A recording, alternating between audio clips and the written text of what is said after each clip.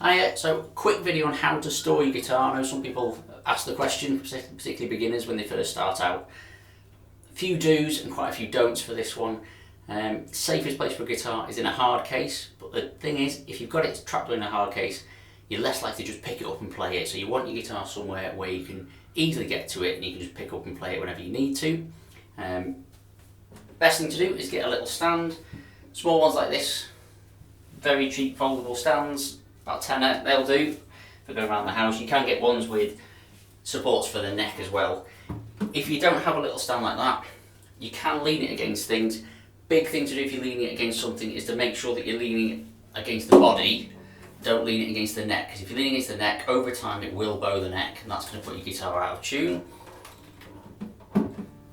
Other things you need to consider, you can light it down, but obviously don't have it somewhere where you're going to stand on it or trip over it, so the easiest thing is to stand it up somewhere.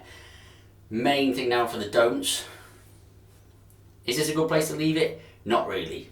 Got a door and a door that's going to knock into it, so it's not going to stay there. The other thing you've got to remember is temperature. Radiators, don't leave it next to a radiator. The heat and the change of that is going to put it out of tune. Similarly, if you're going to leave, if you've got like a studio setup or a rehearsal thing in your shed, in your garage, I know people during lockdown have set these things up. If it's going to be very hot or very cold, that's going to affect the tuning, you're going to need to retune it. Extreme temperatures will affect the wood, and that's going to affect the guitar, but the main thing is have it somewhere that's room temperature. It's not going to get knocked over by doors or people falling over it. It's not going to be too close to a radiator, and just make sure that if it's leant up against something, it's the body that's taking the weight, not the neck. Other than that, simple. Just look after your guitar.